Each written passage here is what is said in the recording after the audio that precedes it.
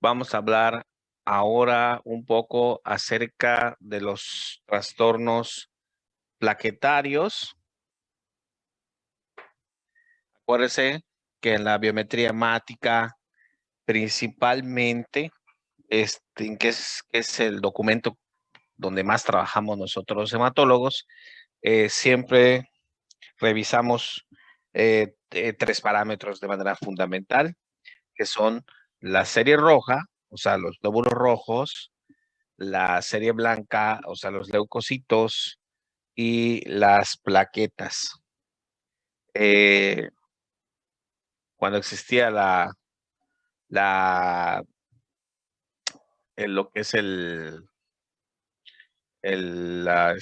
servicio en el hospital y rotaban conmigo, vamos, lo que era la práctica de esta teoría que vemos en estas sesiones, prácticamente los muchachos revisaban biometrías constantemente, ¿no? Era un poquito más fácil este, poder ir lo que aprendemos en las sesiones, llevarlo a la práctica. Ahorita pues es un poquito complicado en este aspecto, ¿no? Por la situación en la que vivimos. Pero bueno, eh, vamos a empezar. Bueno, normalmente en una biometría hemática común, la cifra de plaquetas más o menos está estandarizada entre 150,000 y 400,000 plaquetas. Igual es un valor que ya está predeterminado, que generalmente lo van a poder observar y van a poder ver los niveles de referencia, porque estos pueden cambiar de un laboratorio a otro. Generalmente el cambio se da que algunos laboratorios lo toman normalidad hasta 450,000 plaquetas, otros hasta 400. Entonces ahí se da la diferencia.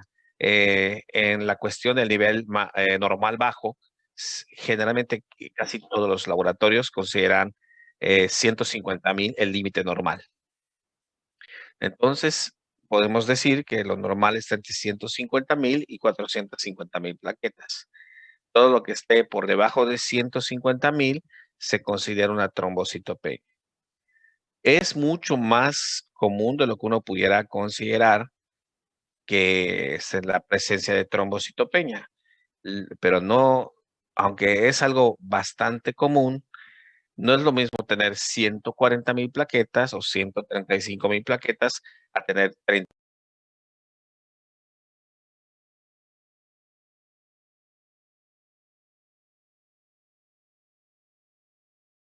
La cifra de plaquetas es muy variable, en realidad, aunque hay una constante más o menos que no les podría decir realmente de cuánto, pero generalmente cuestiones como la fiebre, el estrés, las infecciones, pueden hacer variar la cifra de plaquetas. Entonces, hay que tomar con calma ciertos laboratorios, ¿no? A veces cuando la gente se hace laboratorios es cuando tiene por alguna situación una infección generalmente o una revisión por alguna situación clínica y eso puede afectar el valor, ¿no? Entonces hay que considerar muchos factores. Bueno, hablando en sí del problema de la trombocitopenia, podríamos decir que aquí tenemos unos mecanismos generales por medio del cual esta cifra puede verse disminuida. Un incremento en la destrucción plaquetaria, una disminución en la producción de las plaquetas, secuestro de plaquetas o un problema mixto. Em,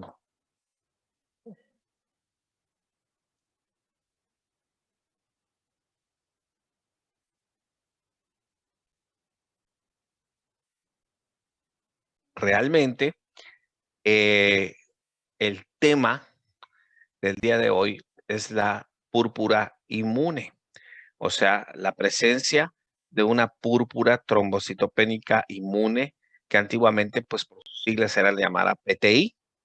Ahora ha cambiado un poquito el nombre a TIP, trombocitopenia inmune primaria, ¿sí? Dado que generalmente las causas primarias se ha determinado que en la mayoría de los casos se deben a procesos inmunológicos, ¿sí?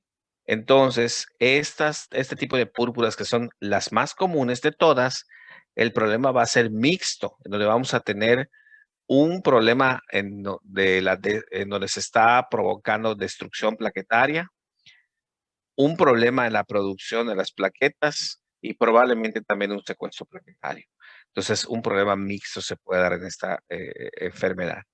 Aquí vemos otros ejemplos.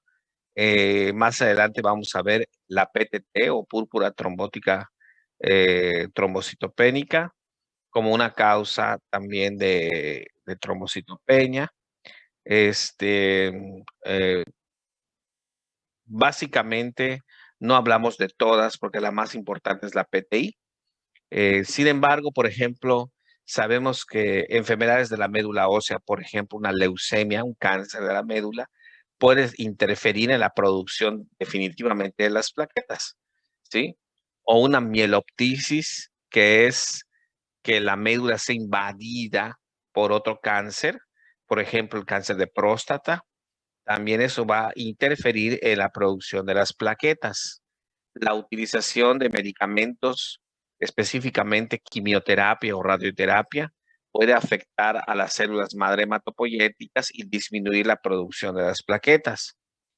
El alcohol con el respectivo problema del hígado, una hepatopatía crónica, de alguna manera también va a disminuir eh, en la producción y en el secuestro plaquetario. Algunas infecciones como el VIH pueden provocar trombocitopenia y puede ser el inicio de sospecha de un VIH. Es importante. No es la única infección. Generalmente son infecciones severas que están en proceso, incluso algunas hasta en proceso de sepsis. Y la esplenomegalia, que se da fundamentalmente, tal vez la causa más común de tener un vaso grande, sea la presencia de hepatopatía crónica por cirrosis. Y esa puede también generar destrucción de las plaquetas y secuestro plaquetario.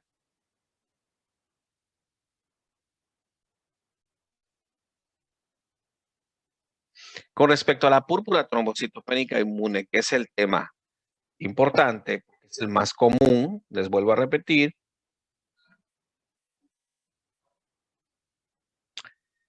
pues la etiología, pues no la etiología, la, la causa de la desaparición de las plaquetas o la disminución de las plaquetas generalmente será por destrucción de plaquetas y en segundo lugar por una supresión o una disminución en su producción. La etiología generalmente es desconocida, lo que antiguamente se conocía como idiopática, en donde no logramos encontrar una razón de la púrpura. Ahora, ahora ya no se pone de esta manera, sino que en realidad es de origen inmunológico. Entonces hay un componente inmunológico por medio del cual, por alguna razón, se generan anticuerpos que se van a dirigir a las plaquetas para que éstas sean destruidas generalmente en el vaso. Algo muy similar o prácticamente igual a lo que sucede con la anemia hemolítica de origen inmune. En este caso, el blanco no es el glóbulo rojo, sino el blanco son las plaquetas. Entonces, es lo mismo que va a ocurrir aquí, solamente que la destrucción va a ser de las plaquetas.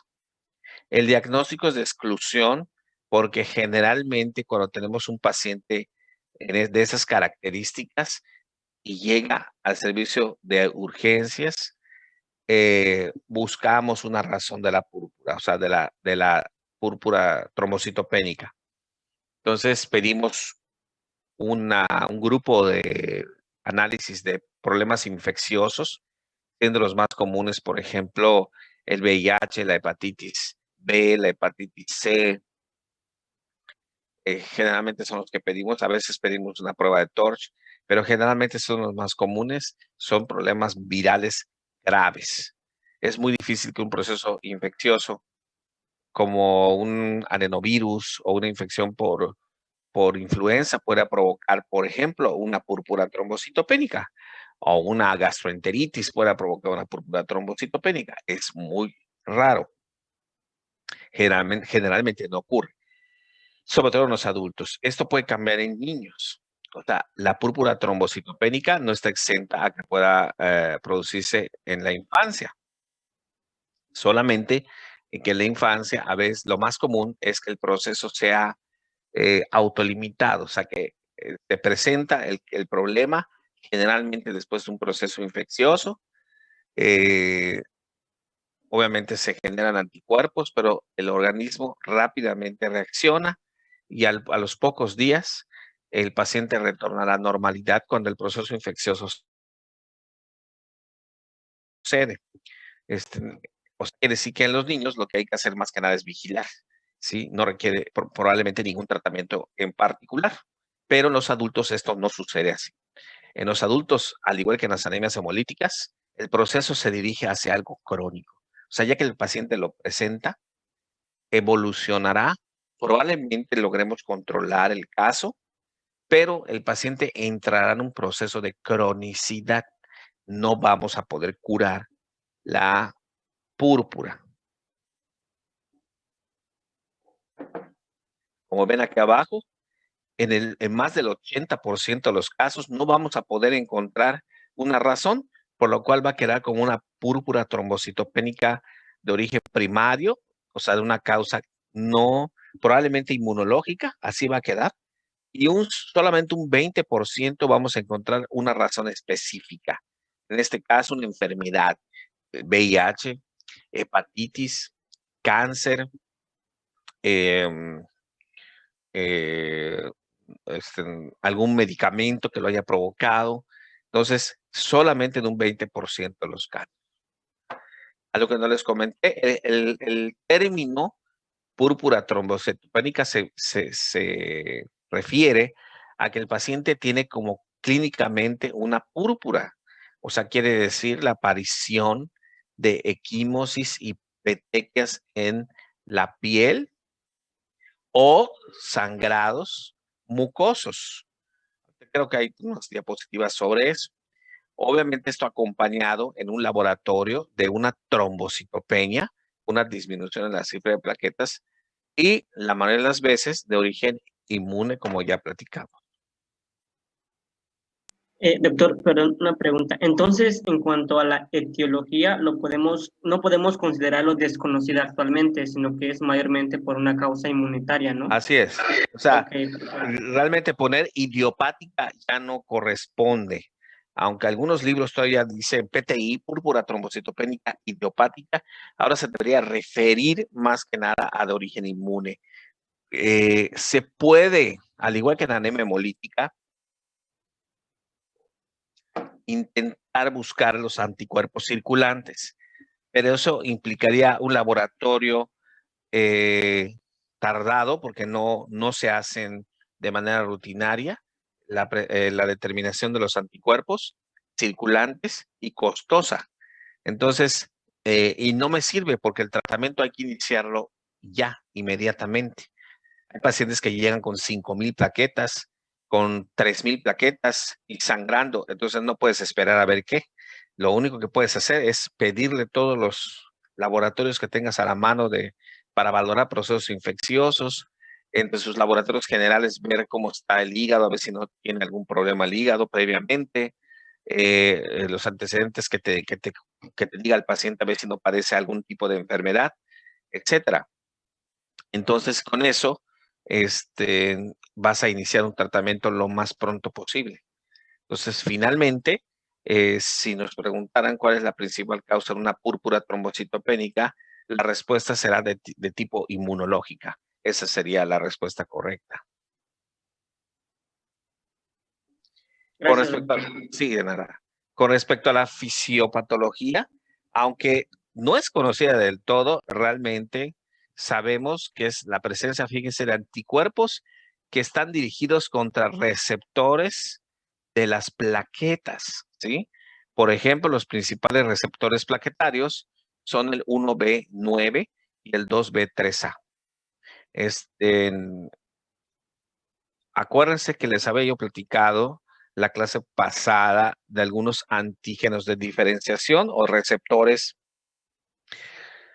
en las superficies de las membranas celulares de la mayoría de las células, bueno, de todas las células de nuestro cuerpo. En el caso de las plaquetas, tienen estos receptores ya identificados plenamente por medio de anticuerpos monoclonales. Estos antígenos se llaman antígenos de diferenciación y podemos saber que estos anticuerpos extraños están dirigidos contra estas glucoproteínas de membrana. 1B9 y 2B3A. Entonces, se dice que, por ejemplo, cuando hay una púrpura trombocitopénica o cuando el problema es de tipo inmune,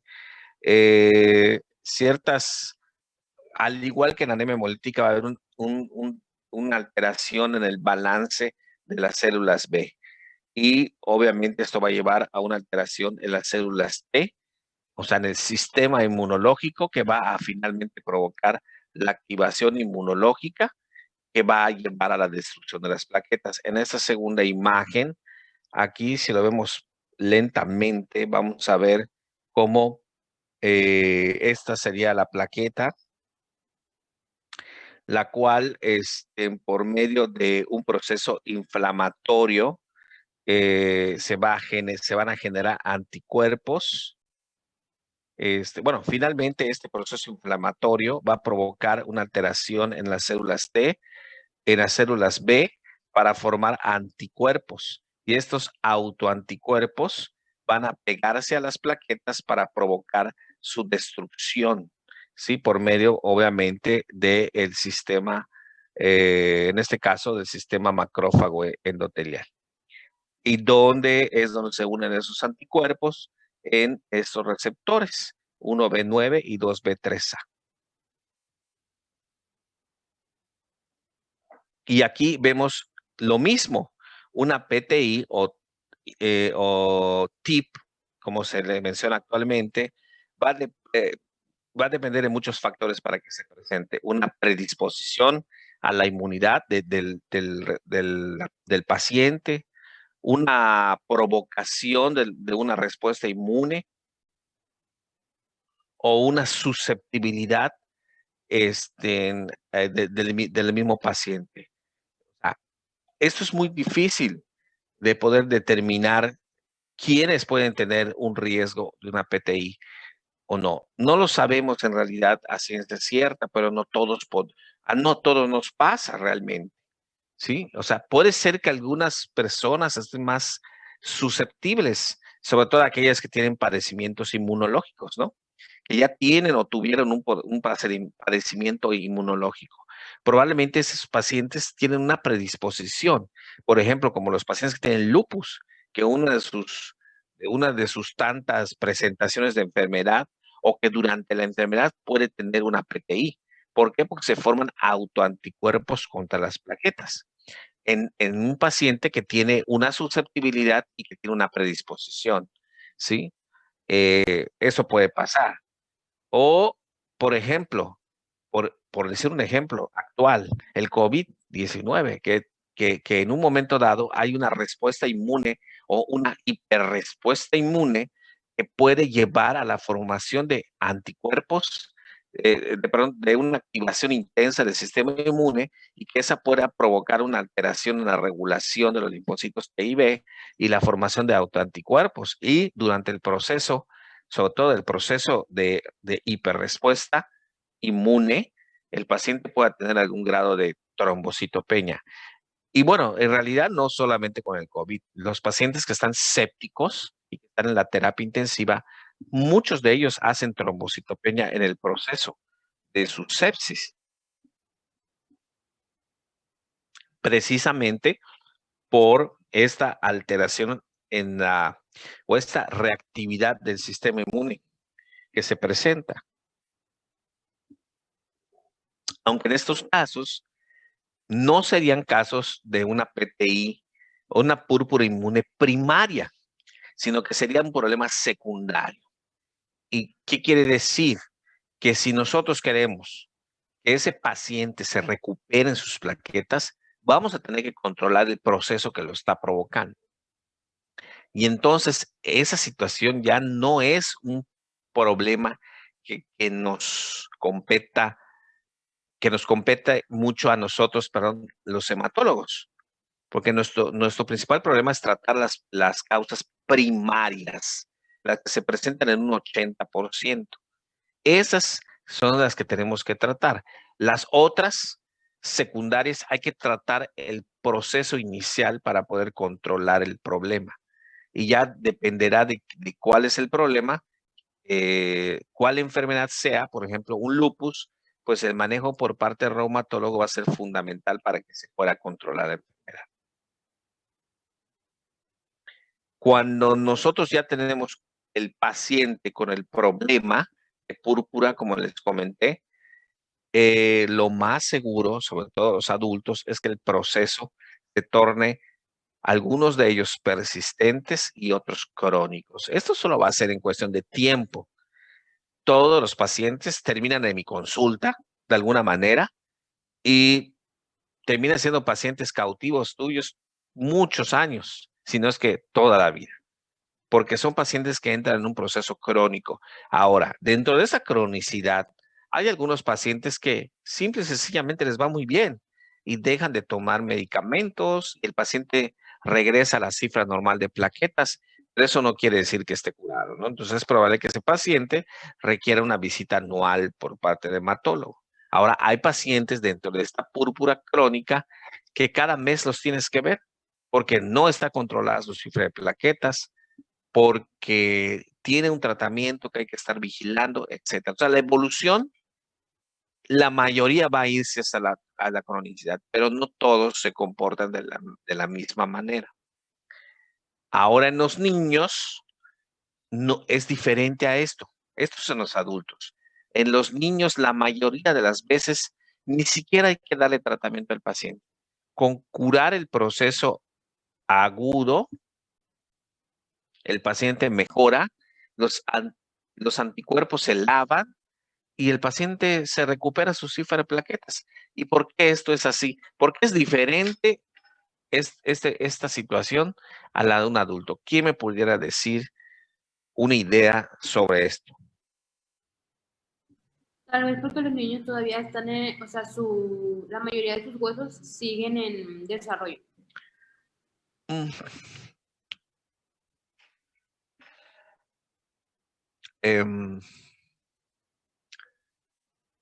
No puedo decir que del todo esté incorrecto, no,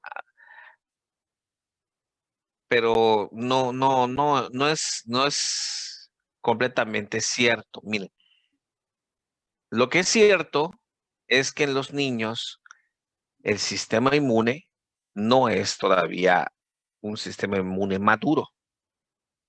Entonces, eso quiere decir que los anticuerpos todavía no reconocen adecuadamente, el paciente puede generar anticuerpos, esos pueden ser lavados, no hay tanta memoria y entonces el paciente se recupera al 100%, olvida los autoanticuerpos circulantes y ya. En cambio, en el adulto, que ya el sistema ya maduró, o sea, ya está listo, cuando hay algo que provoca esos autoanticuerpos, no hay nada que los pueda, que haga que el cuerpo se olvide de esos autoanticuerpos.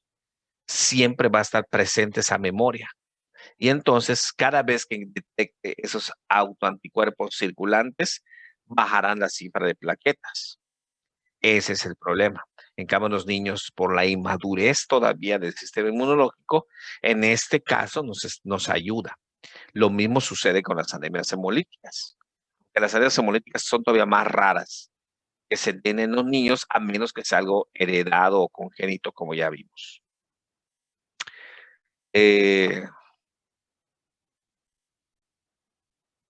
¿Cómo evaluar al paciente que llega a urgencias? Bueno, lo que tenemos que hacer es una biometría definitivamente, en donde vamos a ver fácil una cuenta de plaquetas de menos de 150,000, pero obviamente como es una biometría hemática, vamos a tener una cifra de hemoglobina y una cifra de leucos, que la mayoría de las veces va a ser normal. Entonces es el dato clásico, ¿no? Si nosotros, además de la trombocitopenia, encontramos anemia y encontramos leucopenia, o sea, todo anormal, probablemente esto no sea una púrpura.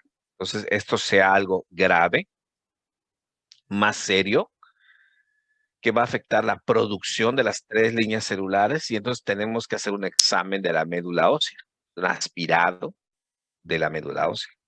Ahora, lo normal que sucede aquí en apúrpuras es que el problema sea exclusivamente las plaquetas. Corroboramos con un frotis de sangre periférica la observación directa para ver si no hay la presencia de plaquetas agrupadas, que eso puede ser un dato que hay que considerar si por ejemplo, es algo que se llama pseudotrombocitopenia, porque en realidad no tiene trombocitopenia. Cuando se observa el frotis, se ven que todas las plaquetas se agruparon en un lado del frotis o están, están pegadas, unidas muchas de ellas. Acuérdense que como les había comentado en las clases pasadas, los equipos que leen las biometrías hemáticas dependen su software de ver el tamaño de los diferentes organitos. En este caso, de las plaquetas. Entonces, la cantidad que a mí me lanzan en un papel es lo que detectaron por tamaño que pueden ser las plaquetas. Y cuando se agrupan muchas plaquetas, evidentemente ya no tienen el mismo tamaño que una sola. Pueden estar agrupadas 8, 10, 15, 20, 30 o más plaquetas. Y eso es cuando lo detecta el equipo de biometría hemática, no sabe qué es. Entonces, te dicen plaquetas gigantes o macroplaquetas o otras cosas que no sabemos. Entonces, el frotis nos sirve para realmente ver si no hay plaquetas agrupadas. Si no hay y corroboramos que no hay plaquetas, entonces lo que sigue es buscar pues las causas, ¿no? En este caso, si no hay una infección, si no hay algún medicamento que se esté utilizando, algún problema de nacimiento, etcétera. Y además en el frotis encontramos alteración de los eritrocitos, que difícil va a ser si nosotros tomamos en cuenta que aquí ya vimos que la hemoglobina es normal, podríamos considerar una anemia hemolítica, por ejemplo.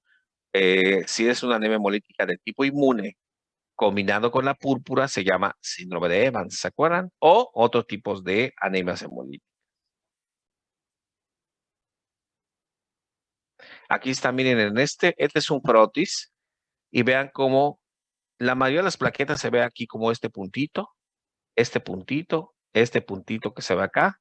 Aquí se ven dos, aquí se ve otro, pero están, ¿cómo se vería normalmente? Lleno. Puntitos aislados, o sea, puntitos separados claramente, pero lleno todo esto. Y aquí, por ejemplo, que hay otro, aquí no se ven así, vean aquí como hay un grupo y aquí hay otro grupo. Esto teóricamente sería un coágulo también. O son plaquetas agrupadas y esto puede dar una pseudotrombocitopenia, porque entonces el equipo solo va a contar esta y tal vez esta. Y por acá probablemente hay otra, pero no va a contar todas estas ni estas. Entonces, eso hay que descartarlo viendo directamente, revisando el frotis.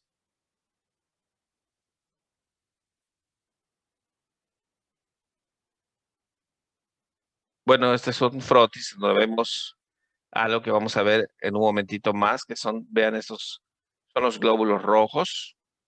Aquí no se ve más que esta plaqueta aislada. Algunos glóbulos rojos que tienen forma de corcholata. O sea, como que tienen pinzado sus membranas, otros que se ven normales y estos que son pedazos de glóbulos rojos que tienen su nombre, se llaman esquistocitos.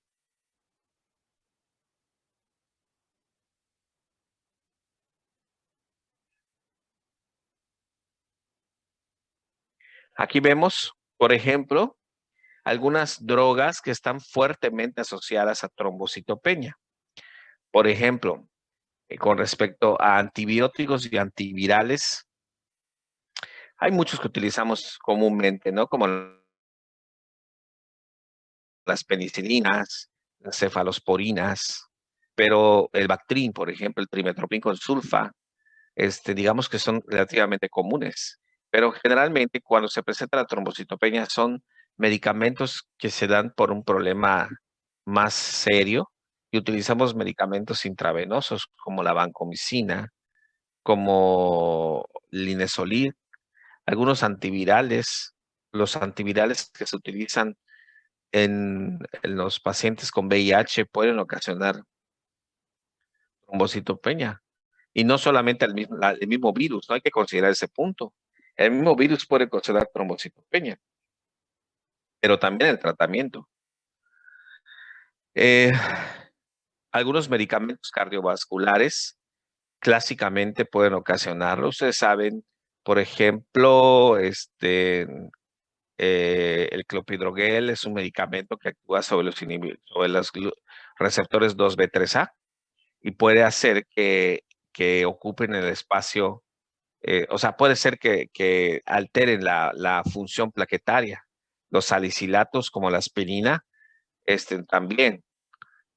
Algunas otras drogas, clásicamente drogas este, eh, que se utilizaba mucho para la acidez gástrica, como el del grupo de la ranitidina, pero actualmente están fuera de uso.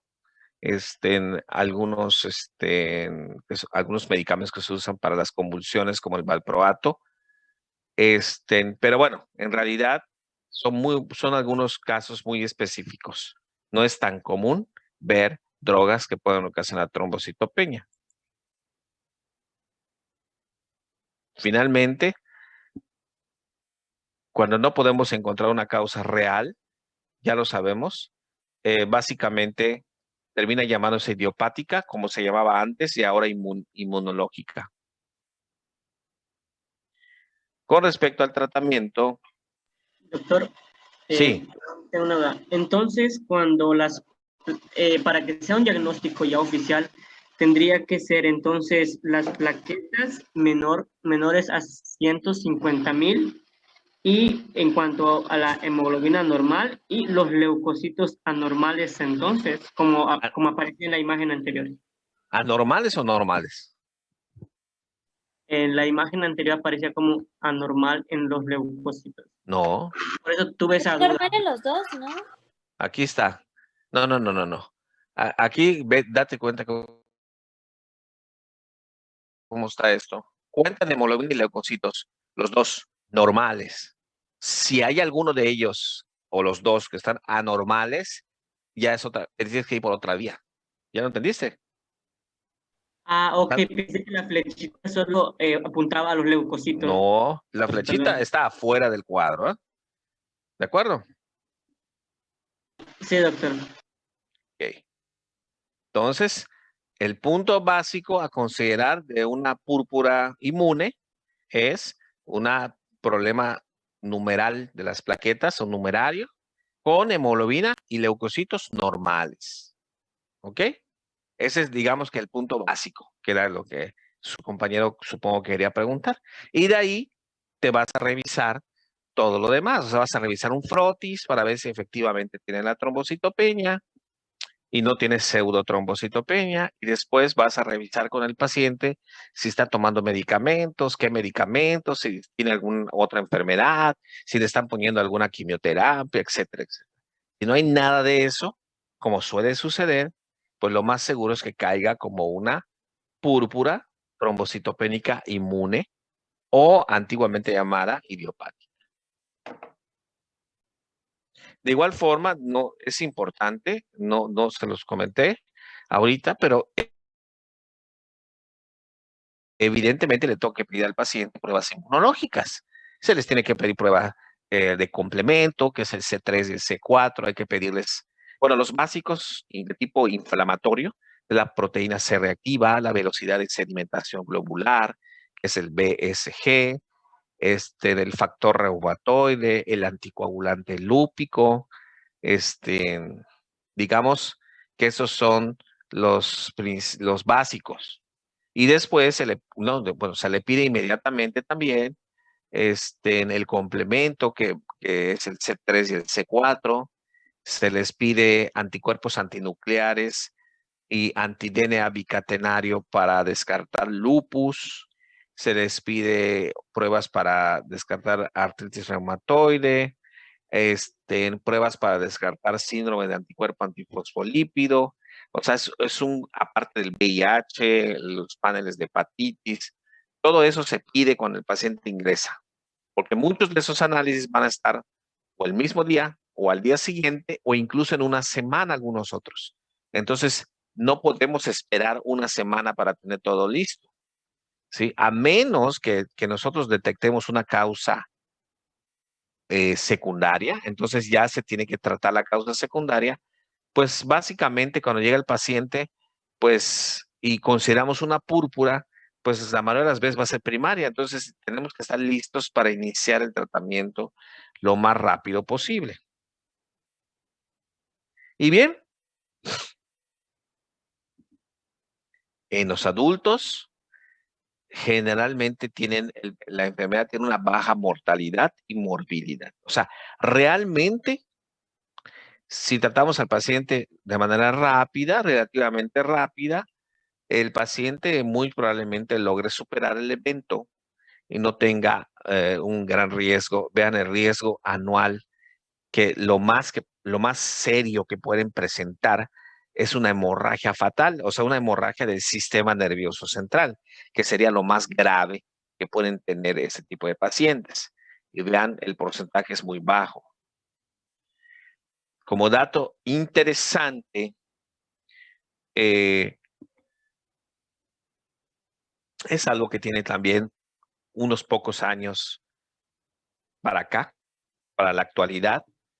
No se deben tratar a los pacientes con esa enfermedad que tengan más de 50,000 plaquetas. O sea, si ustedes, vamos a hacer un ejemplo, están en su clínica, en su servicio social, en unos años más, y les llega un paciente con 75,000 plaquetas, no tiene nada, el paciente se siente bien, pero se hizo su análisis y salió con ese valor y va asustado. A ver, no hay que correr.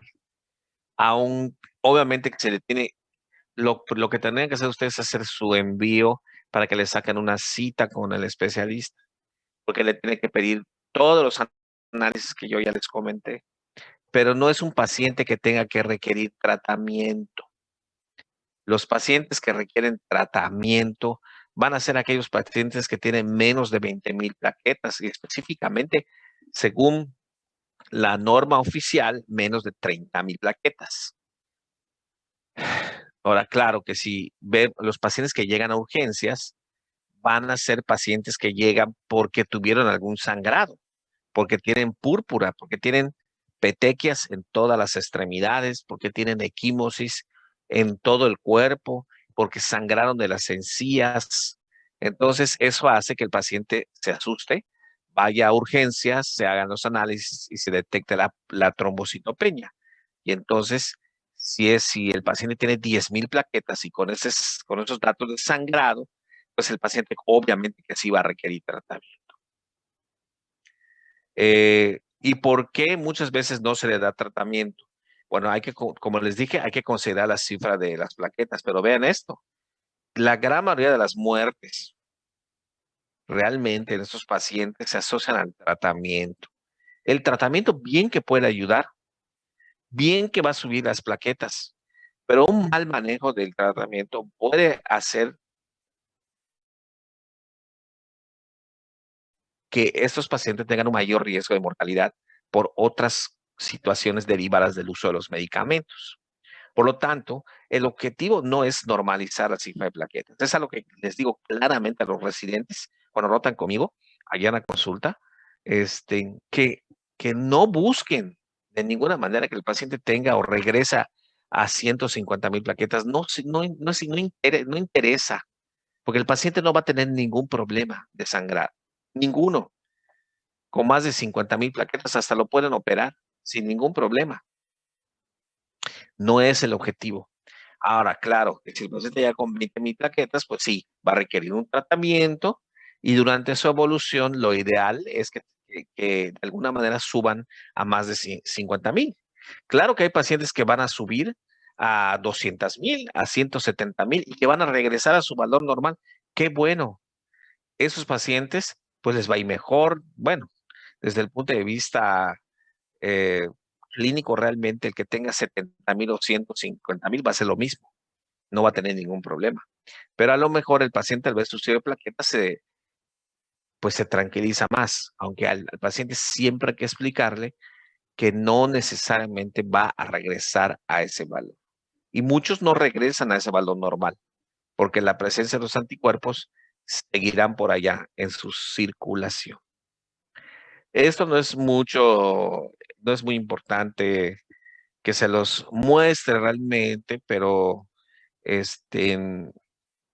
de hecho, aquí les muestro nada más el primer punto para considerar aquellos pacientes que reciben un tratamiento que tienen respuesta total, ni siquiera es llegar a 150,000, sino es en más de 100,000 plaquetas en 2 determinaciones con una semana de diferencia. Entonces, realmente, pues, es un punto a considerar. ¿Y cuál es el tratamiento que le damos a estos pacientes? Bueno, la mayoría de las, de los libros, no sé si alguien leyó, van a ver que el tratamiento de elección va a ser la combinación de las inmunoglobulinas intravenosas con los esteroides. Esta combinación va a hacer muy probablemente que tan rápido como en 24 a 48 horas obtengamos una respuesta rápida. Vean como acá, respuesta similar a corticosteroides, pero en 24 horas.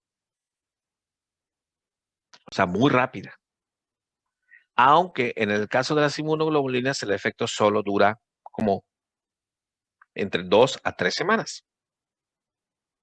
Ahora, los esteroides, el incremento de las plaquetas va de 24 a 48 horas en la gran mayoría de los pacientes. Ahora, ¿cuánto cuesta un corticosteroide y cuánto cuestan las inmunoglobulinas? Bueno, un tratamiento de inmunoglobulinas que generalmente son de 3 a 5 días intravenosas, obviamente va a requerir hospital. Y más o menos calculo que estará como entre 150 a 200,000 pesos el tratamiento. En cambio, los esteroides probablemente nos cuesten de 3,000 a 4,000 pesos el tratamiento, de igual unos días. Entonces, de tal manera que muchas veces nosotros en países pobres, vamos a decirlo así, no utilizamos las inmunoglobulinas. Tratamos de que el paciente responda con los esteroides. Al cabo que las respuestas son muy buenas en la misma cantidad de horas. Ahora, si tenemos la disponibilidad de utilizar inmunoglobulinas, o sea, si tenemos disponibilidad, perdón, en el hospital de tenerlas, pues puede ser que la combinación sea más rápida para lograr mejorar la cifra de plaquetas del paciente. Entonces, para fines prácticos, el tratamiento de elección, no, para fines de examen, el tratamiento de elección para los pacientes con púrpura va a ser la combinación de esteroides con las inmunoglobulinas. ¿De acuerdo? O sea, serían dos opciones entonces. No, doctora. La combinación de las inmunoglobulinas. La combinación. Ok, perfecto. Para fines prácticos, los esteroides. Los preferiría por muchas razones. Claro, la número uno, desde el punto de vista económico. ¿Ok? Entonces, y es lo que generalmente hacemos. Porque muchas veces no contamos con la inmunoglobulina y el paciente de aquí a que lo compra se encuentra con problemas de encontrar el medicamento, porque son medicamentos caros, que muchas veces las mismas farmacias, pocas farmacias cuentan con este tipo de medicamentos, otras se tienen que hacer por pedido y obviamente que la enfermedad no espera, ¿verdad? Entonces, si el hospital no cuenta con inmunoglobulinas, el paciente no lo va a poder encontrar de manera rápida en las farmacias. No es como ir a la farmacia ISA y comprar un frasco de inmunoglobulina. Es prácticamente imposible, ¿no? La mayoría de los medicamentos especiales, digamos, hablando de quimioterapia, hablando de hematología y oncología, muy pocas farmacias los manejan. Generalmente fármacos especializados es la que maneja este tipo de medicamentos, pero incluso algunos de ellos no están disponibles y suelen tardar 24 a 48 horas en tenerlos disponibles. Todo eso ha hecho que el manejo sea inmediato con los esteroides y la verdad que al paciente le va muy bien. Ok. Ahora, fíjense, lo que dice el punto de arriba es el tratamiento de segunda línea. Y acá hay un grupo de fármacos. Déjame ver la siguiente, a ver qué. Ok, de acuerdo. Un grupo de fármacos. Me voy a pasar primero a la que sigue. Todos los demás tratamientos son de segunda línea. Probablemente, dependiendo de donde revisen, la bibliografía de los libros que comentamos, así está como estamos viendo, y las guías internacionales también. Sin embargo, en algunos países de primer mundo, el mejor medicamento, probablemente en este lado, ya que se medio controla el paciente, son los agonistas de los receptores de la trombopoyetina. Son como la eritropoyetina. ¿Alguno de ustedes escuchó la eritropoyetina? Es un medicamento que va a estimular a la médula ósea a producir más glóbulos rojos. Ya lo habíamos visto de alguna manera. Aquí la trombopoyetina es la sustancia que va a estimular a la médula ósea a una mayor producción de plaquetas. Entonces hay medicamentos que se llaman agonistas de esos receptores, que van a ayudar a producir por parte de la médula una mayor cantidad de plaquetas. Y acuérdense que también dentro de las causas de la destrucción de las plaquetas estaba la disminución en su producción. Por lo tanto, la estimulación de la médula ósea por medio de estos dos medicamentos va a ayudar a esos pacientes a tener una cifra de plaquetas más estable. Tenemos dos en el mercado. De hecho, ahorita actualmente ya hay un tercero, pero apenas está en uso en Europa. Así que de manera comercial tenemos estos dos. El Romiplastin, que su nombre comercial es Nplate, y el Trombopac. El Trombopac, que su nombre comercial es el Revolade. Este es de aplicación subcutánea y este es oral.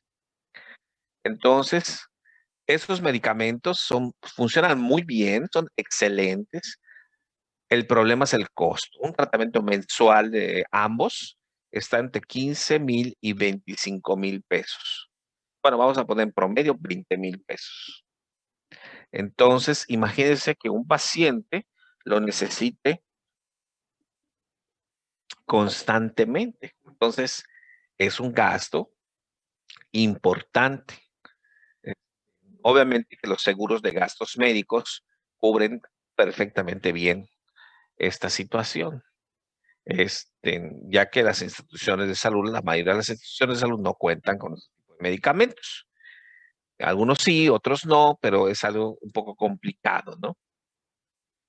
Entonces, estos podrían ser los mejores tratamientos de segunda línea. Y hay una serie de medicamentos que se han utilizado en segunda línea también, como algunos inmunosupresores como la satioprina, la ciclosporina, alguna quimioterapia como la ciclofosfanida, el danazol, la dapsona, el micofenolato de mofetilo, que también es un inmunosupresor. Pero aquí hay dos muy importantes, perdón, es la esplenectomía y el rituximab. El rituximab es un anticuerpo monoclonal que actúa sobre las células B, las células CD20, que son células B, y tiene que ver entonces con la regulación de los linfocitos y la formación de los anticuerpos. Por lo tanto, tiene que ver en la producción de los autoanticuerpos circulantes. Y la esplenectomía, pues acuérdense que el vaso es el lugar donde se destruyen la mayoría de esas plaquetas que han sido marcadas por los anticuerpos. Y el quitar el vaso va a evitar esto y va a hacer que las plaquetas de alguna manera vivan más y poder mejorar la cifra de plaquetas.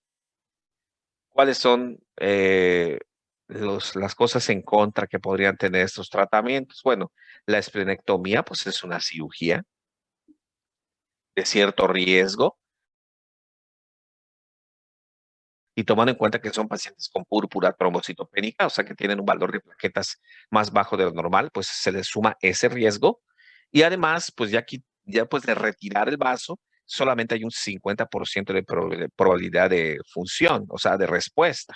Y además, el hecho de no tener el vaso hace que el paciente necesite un sistema, o requiere un sistema de vacunación diferente al normal.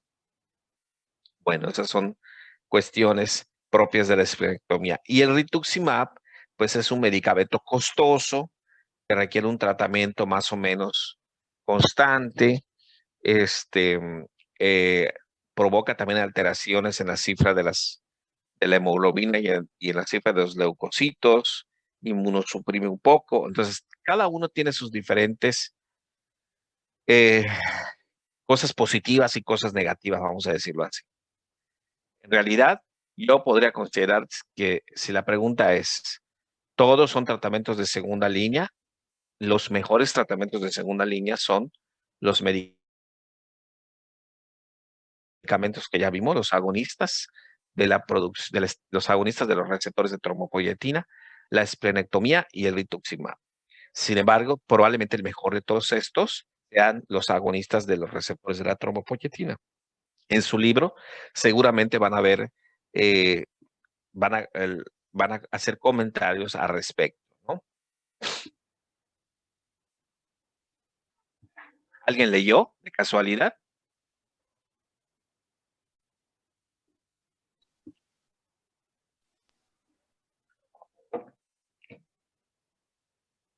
No es una respuesta.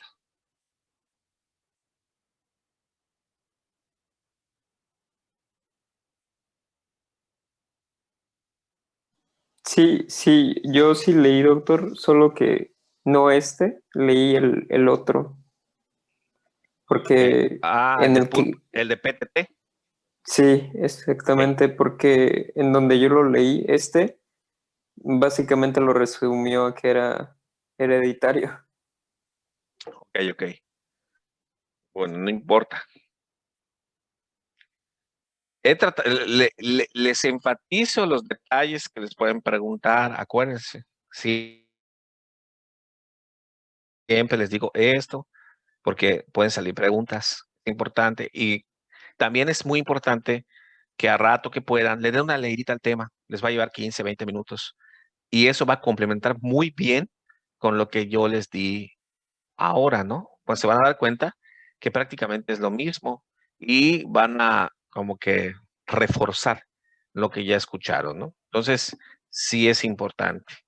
Eh, aquí en esta tabla les muestro más o menos cuánto tarda de respuesta inicial al tratamiento. Fíjense cómo las inmunoglobulinas, ya lo habíamos visto, son los que la respuesta es muy rápida, desde el día 1 al día 3.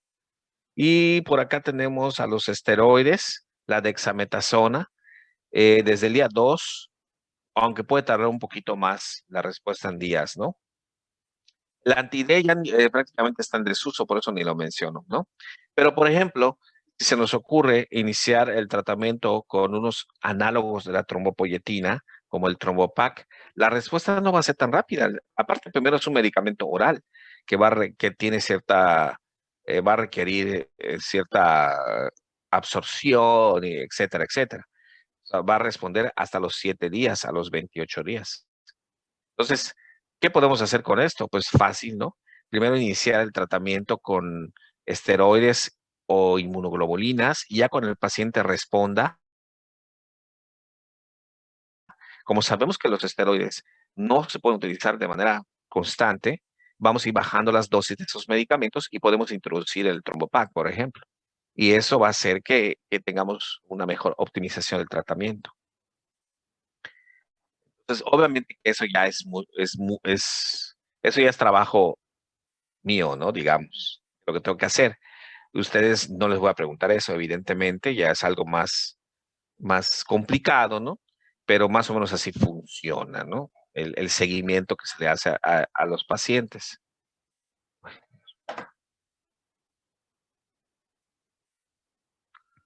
Bien, antes de pasar a este tema, a ver.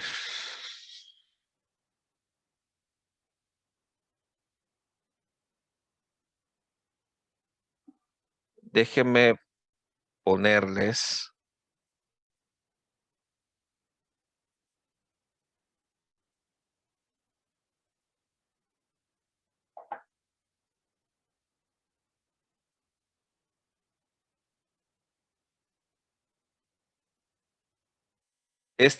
El mismo tema es otra presentación que tengo por acá, que habla un poquito de algo que no les comenté.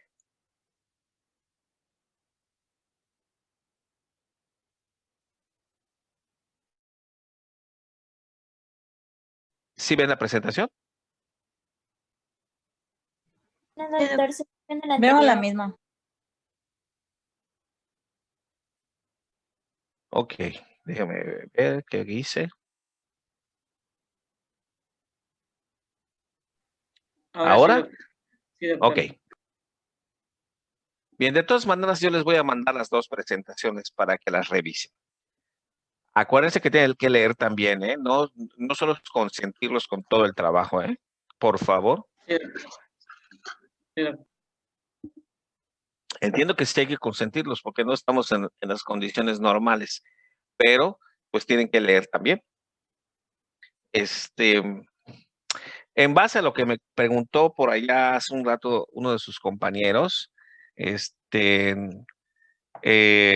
pasa cuando nosotros tenemos un recuento plaquetario por debajo de 150,000? Bueno, normalmente no pasa nada. Si tenemos una cifra de 130, 120, 100,000, no va a pasar nada. El cuerpo trabaja muy bien con más de 50,000 plaquetas, ya lo habíamos visto.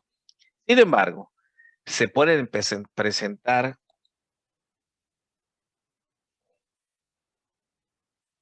hemorragias espontáneas cuando tenemos menos de 20,000 plaquetas. Eso es el riesgo mayor. Si ustedes revisan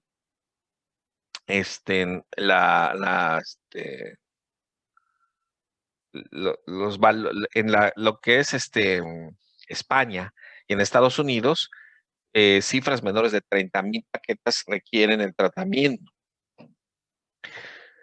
Ahora, no necesariamente vamos a tener sangrados a esas cifras, pero hemorragias espontáneas pueden ocurrir cuando esas son de menos de 20,000 plaquetas. Ahora, hemorragias postraumáticas suelen ocurrir cuando hay de 20,000 a 50,000 plaquetas. Y generalmente los tiempos de coagulación en estos pacientes, al igual que la hemoglobina y al igual que los leucocitos, son normales. ¿Por qué metimos esto aquí? Bueno, ¿de dónde? Viene porque generalmente cuando alguien tiene moretones, pues así de manera espontánea aparentemente, porque a veces nos salen moretones en que nos golpeamos, ¿no? Es lo más común. Pero a veces si la persona detecta moretones constantemente, pues le entra a uno el miedo y uno piensa que hay un problema, pues probablemente, bueno, uno que medio sabe puede decir, o son las plaquetas o son los tiempos de coagulación, ¿no? Es donde pudiera ser el problema, ¿no? Ahora, estas hemorragias están asociadas, a la trombocitopenia, afectan a los vasos pequeños. Por lo tanto, no es lo mismo las hemorragias por alteraciones de los tiempos de coagulación. Ese es un dato súper importante. Las hemorragias derivadas de una trombocitopenia afectan a los vasitos pequeños, por ejemplo, lo más común en la piel, y estos son vean, las equimosis. Equimosis ya hasta están confluyentes con otras equimosis, o sea, son muy severas. Y también la presencia de petequias, que son son unos puntitos rojos, parecen como la cabecita de un alfiler, solamente que no se palpan. Al pasar tus dedos sobre la piel, no se sienten. Ese sangrado está por debajo de la piel. Sí, es la diferencia de una picadura, por ejemplo, de un mosco. Uno la ve como un punto rojo, igual, pero si lo pasas, la tocas, se siente, porque hay un proceso inflamatorio asociado. Aquí no, está por debajo de la piel.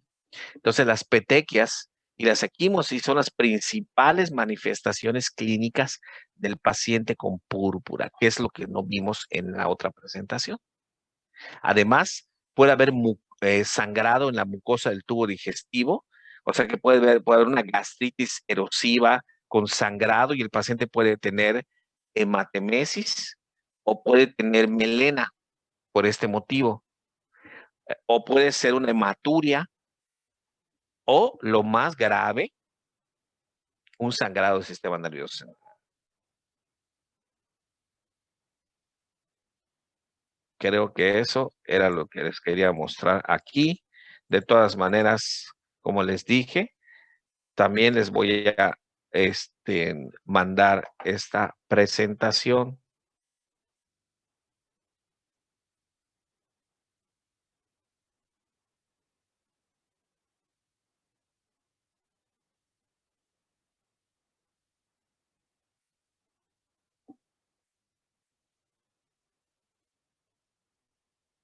Si ven,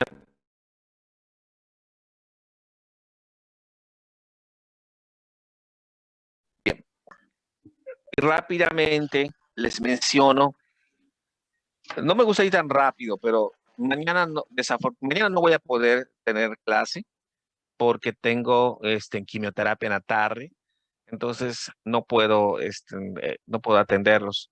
Entonces, de una vez voy a tratar de avanzar con este tema para que nos veamos el próximo martes con los temas de banco de... A ver, déjenme ver qué vamos a ver.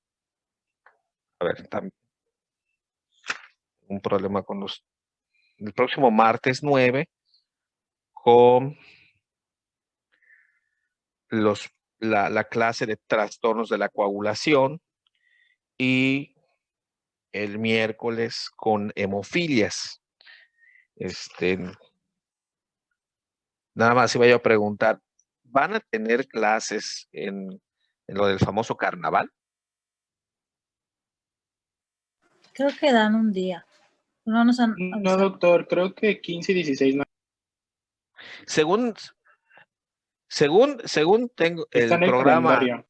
en el calendario, 15 y 16 son inhábiles. La verdad es que ni es momento de carnaval, ni va a haber, y tampoco un carnaval de este tipo, nadie lo va a ver. O sea, la verdad. Pero bueno, entiendo que, bueno, todos están en sus casas, o sea, tampoco es de que antes algunos pues, tenían que viajar y pues obviamente, ¿no? Sí, sí se puede, eso lo podemos ver después, todavía falta como 2 semanas de tomar clase el martes 16, con mucho gusto, ustedes me dicen y yo entro. Si no se puede, pues lo dejamos para la siguiente semana. Pero eso, sí,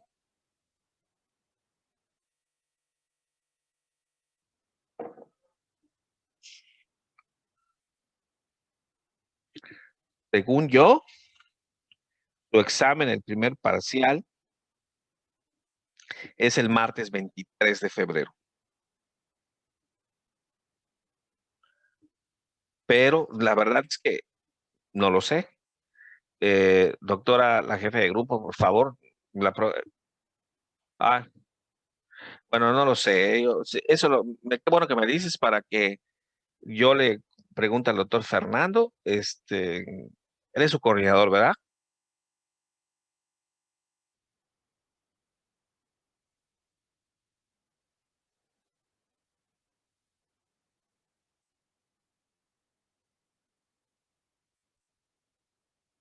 Bueno, mira, no. Yo el 17 de febrero tengo tema con ustedes. O sea, yo tengo más, haz de cuenta que yo tengo un calendario y tengo marcado mi calendario porque tengo otras actividades. Entonces yo el miércoles 17 tengo tema con ustedes del banco de sangre. O sea, no podría ser a menos que les pueda dar clase el, el, el 16, que es martes, pero está marcado como inhábil. Entonces, yo realmente tengo para el martes 23.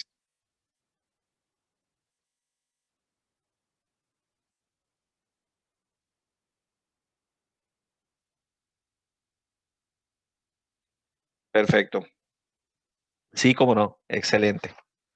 Entonces, bien, ya que quedamos en esto, seguimos con el tema de PTT. Bueno, esta es una enfermedad muy extraña de la sangre.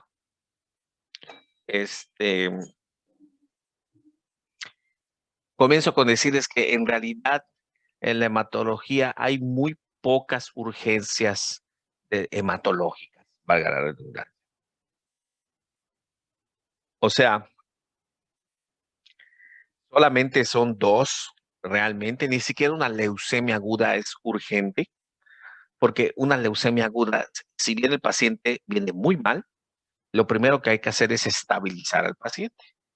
Hay muchas cosas que hacer con este paciente antes de requerir que lo vea el hematólogo. Obviamente lo tiene que ver pronto, pero al paciente hay que estabilizarlo. Lo mismo pasa que con la púrpura, lo mismo pasa que con las anemias hemolíticas, mucho más con las anemias que generalmente las ve el internista primero antes que el hematólogo. Entonces, solamente hay dos urgencias hematológicas que tienen que ser valoradas rápido para poder iniciar también un tratamiento muy rápido. Y son un síndrome de vena cava. ¿Por qué? Porque es un tumor que puede estar comprimiendo al mediastino y al corazón y provocar una insuficiencia respiratoria severa y rápida. Y esta que se llama púrpura trombocitopénica trombón. Esta suele ser una de las pocas, pues dos, ya dijimos, urgencias hematológicas. Y por eso suelo comentárselos en las clases y para que de alguna manera son de esas enfermedades realmente raras en la medicina.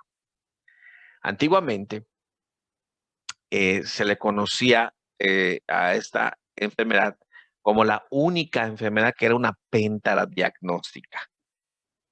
Nosotros, ustedes lo han escuchado, sabemos de las tríadas, ¿no? Hay muchas que son las tríadas en la medicina, ¿no? Como la tríada de Cushing, etcétera. Y hay muchas más. No recuerdo ahorita alguna, pero bueno. Sí, pero en esta es una péntada diagnóstica, o sea que requiere 5 puntos importantes para hacer su diagnóstico. Ahora, con el tiempo, quienes observaron inicialmente esta enfermedad a quienes en los últimos años ha cambiado un poco la nomenclatura y ahora se requiere básicamente solamente 2 indicaciones para considerar la enfermedad. Vean, una anemia hemolítica y una, aquí está mal, perdónenme, una púrpura microangiopática. O sea, tiene el nombre de anemia hemolítica y por acá púrpura, que es la que ya vimos. Pero hay un cambio, ¿eh? Esto está mal. ¿Cómo lo puedo cambiar?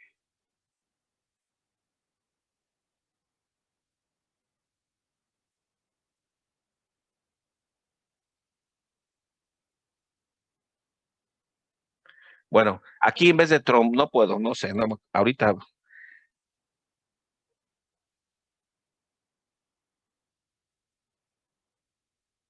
Sí, para poder hacerlo, sí. No, entonces aquí en vez de trombosis va púrpura. ¿Ok?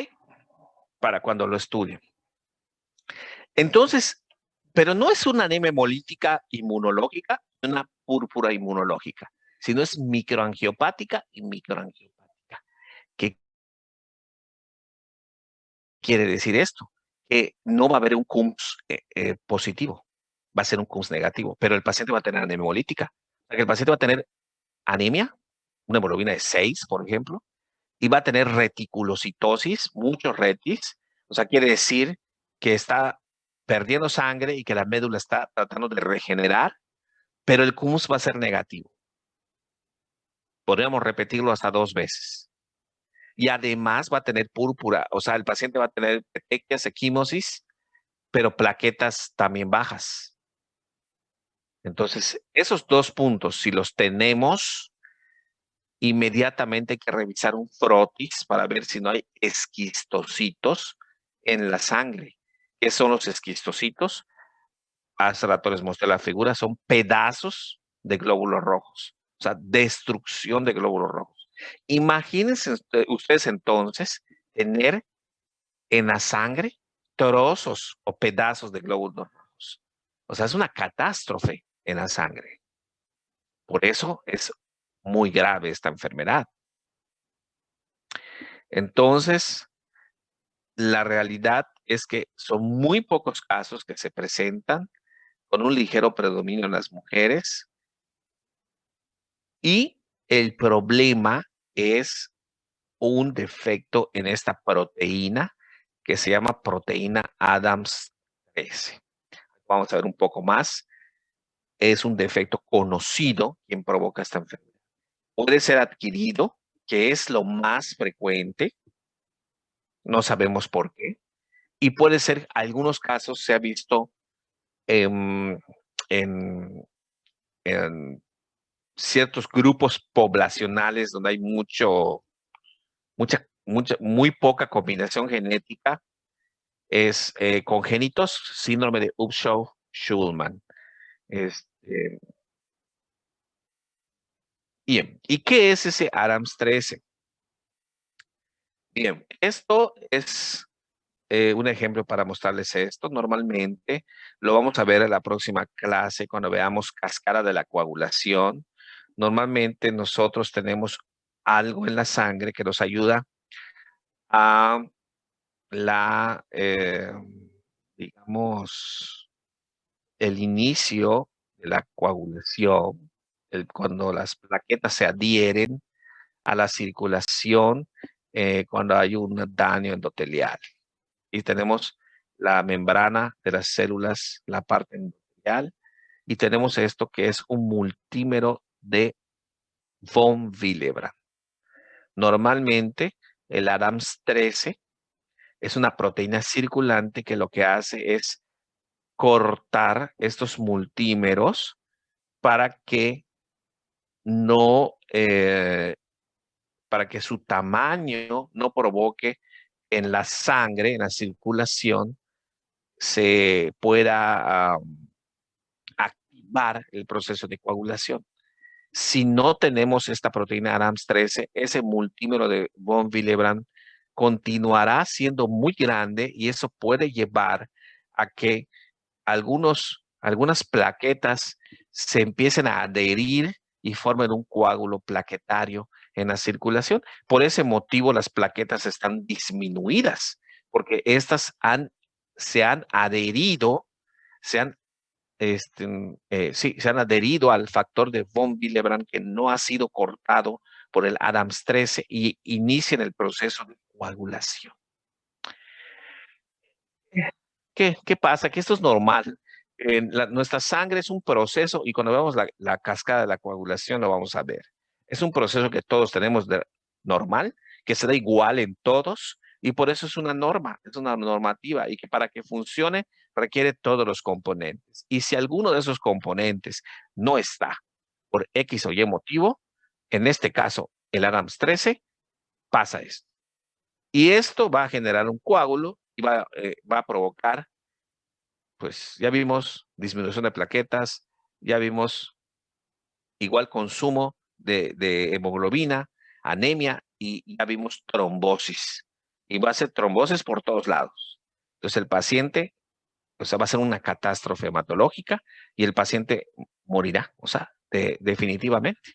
O sea, este paciente que tenga este problema, que se enfermara en los 80, su mortalidad se acercaba al 100%, porque no había manera de arreglar este problema. Con el paso del tiempo, aparecieron medicamentos que podían ayudar y todo esto, pero en realidad no se lograba mejorar el proceso de sobrevida hasta que se encontró el defecto, era esta proteína, y entonces lo ideal que era, pues obviamente, poner la proteína para que se diera el corte, ¿no? Actualmente en México no hay, pero en Estados Unidos y en Europa se puede conseguir viales de Adams 13.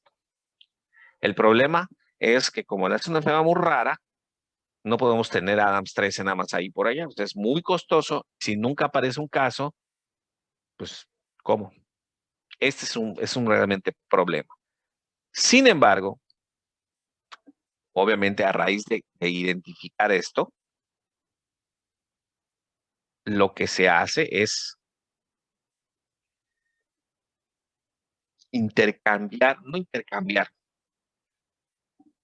conectar al paciente en una máquina especial, que es una máquina de aféresis, e intercambiar el plasma. Quitarle su plasma y ponerle un plasma exógeno, y el plasma exógeno que va a tener Adams 13 y lograr este objetivo. Por lo tanto, el proceso de plasmaféresis ha logrado que esa mortalidad que era de casi el 100% actualmente sea del 10%. Entonces, eso es lo que les quería comentar en la clase. Ya terminé el tema. Que como una enfermedad mortal necesariamente dejó de serla con el conocimiento, ¿no? Y en pocos años, de los 80s a los 2000. El procedimiento de plasmaféresis sí lo tenemos disponible. O sea que un paciente que pueda presentar esto de manera adquirida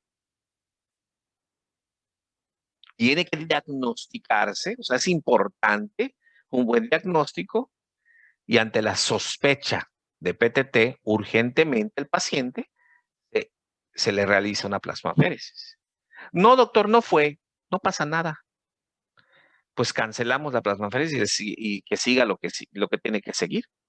No se va a morir. Probablemente buscarán cuál es la causa que esté provocando el problema del paciente. O sea, quiere decir que es mejor iniciar un tratamiento a este paciente, aún con que el diagnóstico no es 100% seguro, a no iniciarse. Y aquí entra, fíjense, lo de la famosa PEN. Por eso, precisamente, lo de la famosa péntara diagnóstica quedó en desuso. Porque solamente en 5% de los casos, de manera retrospectiva, se identificó la presencia de los 5 componentes. ¿Cuáles son los 5 componentes? Vean, 100% van a tener trombocitopenia y anemia hemolítica microangiopática. Pero Además, ¿alguna pregunta? Ok. Pero además,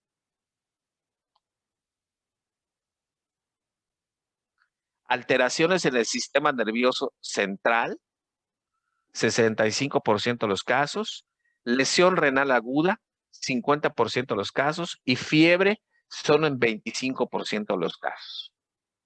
O sea, los 5 componentes son, no sé a qué se refiere, EM, creo que es enfermedad mental, pero no es correcto, es trombocitopenia, anemia hemolítica microangiopática, alteraciones del sistema nervioso central, que puede ser desde una cefalea hasta convulsiones, insuficiencia renal y fiebre. Esos son los 5 componentes. Pero solo 2 requiero realmente para sospechar esta enfermedad y poder decidir el tratamiento. La mayoría de los casos son idiopáticos, no la gran mayoría que vemos aquí con nosotros. Hay,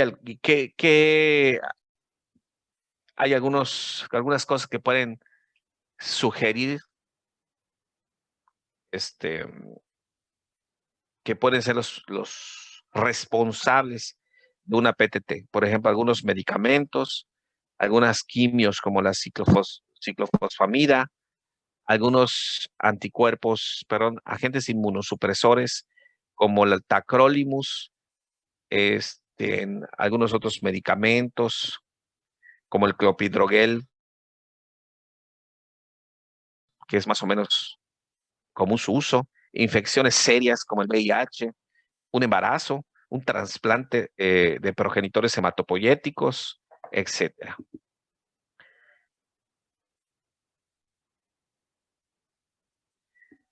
Aunque ya sabemos que lo más importante es la aparición de la trombocitopenia y de una anemia hemolítica, que eso es lo importante, también puede haber afección neurológica, ya dijimos, puede ser cefalea, confusión, paresia, afasia, disartria, hasta cosas más serias, fiebre, afectación renal y otras. Importante será hacer, si es posible, determinar ADAMS 13. Muchas veces, realmente a veces yo ni lo pido porque no se hace aquí. Sin embargo, puede enviarse y esperar resultados que pueden tardar 3 semanas. Digo, con la finalidad de llevar adecuadamente el caso, ¿no? Les repito esta imagen, estos son los esquistocitos. Vemos pedazos de glóbulos rojos circulantes.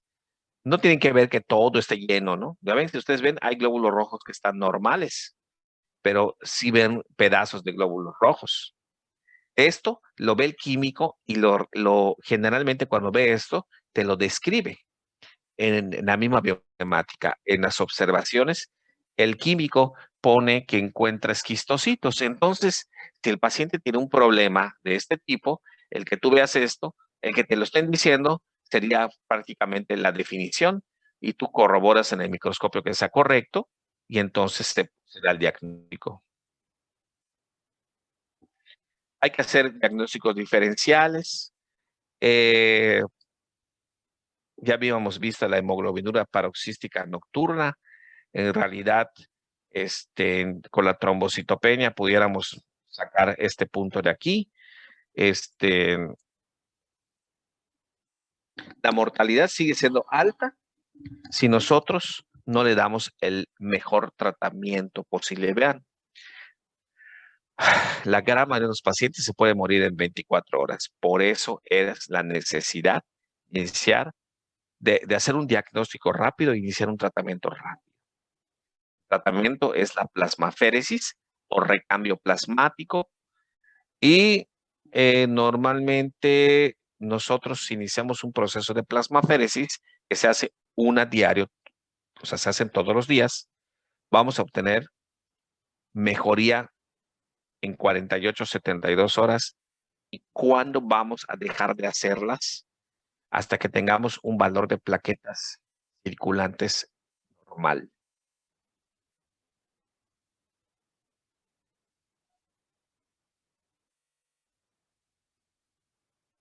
Bien. ¿Alguna pregunta?